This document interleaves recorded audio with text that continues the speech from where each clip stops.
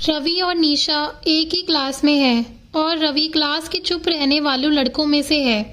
ज़्यादा बातें करना उसको पसंद नहीं है। क्लास में अच्छे नंबर भी ले आता है। निशा का अपना अलग ग्रुप है। निशा बोलने में थोड़ी तेज़ है।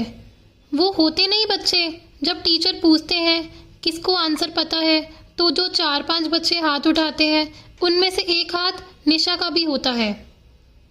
अब निशा और रवि दोनों 12वीं में हैं। यह उनका लास्ट ईयर है स्कूल का।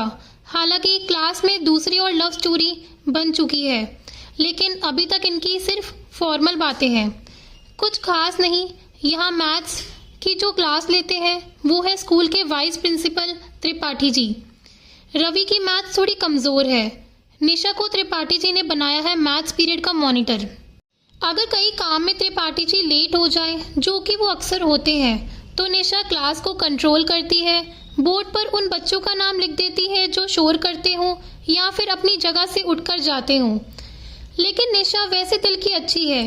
वो नाम लिखती है लेकिन त्रिपाठी जी के आने से पहले ही उसे साफ कर देती है ताकि किसी को भी डांट या मार नहीं खानी पड़े। त्रिपाठी जी आज फिर किसी कारण से क्लास में लेट है और निशा फिर बोर्ड के सामने है, नाम लिखने को तैयार। रवि के पास बैठा उसका दोस्त उसका पेन गिरा देता है। रवि सिर्फ उसकी तरफ देखकर अपना पेन उठाने के लिए चेयर से उठता है। निशा रवि को उठा हुआ देखकर उसका नाम बोर्ड पर लिख देती है। रवि पेन लेकर फिर अपनी जगह पर बैठ जाता है, लेकिन निशा इस बार नाम को साफ नहीं कर पाती क्योंकि उससे पहले ही त्रिपाठी सर क्लास में आ जाते हैं और रवि का नाम बोर्ड पर देख लेते हैं। त्रिपाठी सर आज कुछ एक्स्ट्रा गुस्से में थे और उनके हाथ लग जाता है रवि को वो वहां आने को कहते हैं। रवि को आते ही जोरदार 2 तमाचे टिका देते हैं। क्लास में जैसे सुई पटक सन्नाटा छा जाता है। त्रिपाठी जी के हाथों पिटा वो लड़का है जो सबसे कम बोलता है। रवि पिटने के बाद चुपचाप अपने गाल पर हाथ रखे हुए निशा की तरफ देखते हुए अपनी डेस्क पर वापस लौट जाता है। निशा को अब लगा कि उसने बहुत बड़ी मिस्टेक कर दी। पीरियड खत्म हुआ क्योंकि वो लास्ट पीरियड था, इसीलिए इसके बाद स्कूल की छुट्टी और सब अपने घर की तरफ निकलते हैं। लेकिन पूरी क्लास का टॉपिक वो ही रवि के 2 तमाचे हैं। रवि जल्दी से निकल जाता है। उसके पीछे से उसका फ्रेंड जिसने पेन गिराया था वो सॉरी बोलने आता है। इधर निशा की सहेलियां सारी निशा को आज की घटना का जिम्मेदार बता रही हैं। निशा भी मन ही मन गिल्टी है। गाल पर हाथ लिए रवि घर पर आ जाता है और बीमारी का बहाना बनाकर अपने कमरे में घुस जाता है। रात में निशा को नींद नहीं आती और ना ही उसके पास रवि का नंबर है जो वो कॉल कर सके। निशा को सुबह का इंतज़ार है ताकि वो रवि को देख सके और उसे सॉरी बोल सके। सुबह हो गई। निशा को आज पहली बार शायद स्कूल जाने की बेसब्री है। वो स्कूल पहुंचती है। क्लासरूम में चारों तरफ नज़र घुमाकर देखती है, लेकिन उसे रवि नहीं दिखाई देता।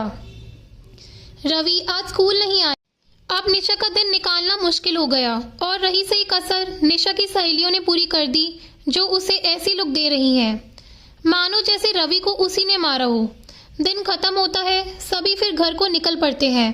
रवि अपने घर में बैठा है और दरवाजे पर बेल बजती है और सामने होती है निशा। रवि निशा को देखकर सरप्राइज हो जाता है। निशा कुछ बोल नहीं पाती और इतने में रवि की मम्मी पूछती है, कौन है बेटा? उनको आता देख निशा भाग जाती है। रवि जवाब देता है, पता नहीं कौन बेल बजाकर भाग गया। अब रवि का गुस्सा जैसे आधा खत्म हो गया हो, क्योंकि जहां तक उसे पता था निशा को उसके घर का एड्रेस नहीं मालूम था। यानी निशा ने किसी से पूछा होगा और उसके घर उसे देखने आई होगी। अगले दिन वो स्कूल जाता है।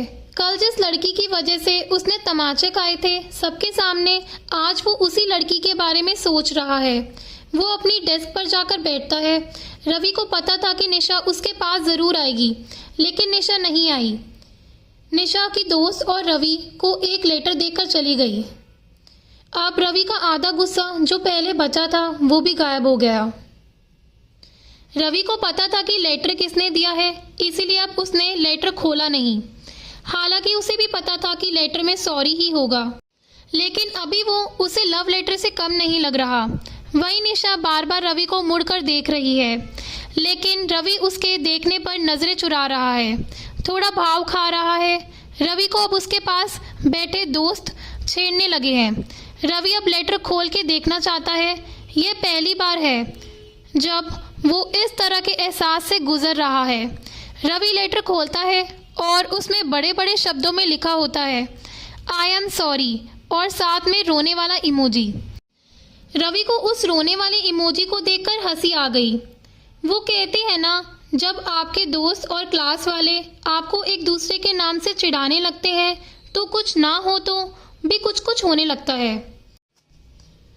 रवि और निशा के साथ भी यह हो रहा था। अब क्लास वालों की नज़र में एक और कपल बन गया था। तो ऐसा था रवि और निशा का पहला प्यार। यह कहानी इसी मीठे एहसास के साथ ख़त्म होती है जो कि सभी के साथ कभी ना कभी हुआ होगा। दोस्तों, अगर आपको ये कहानी पसंद आई हो तो प्लीज़ लाइक करना और चैनल को सब्सक्राइब करना। धन्यवाद।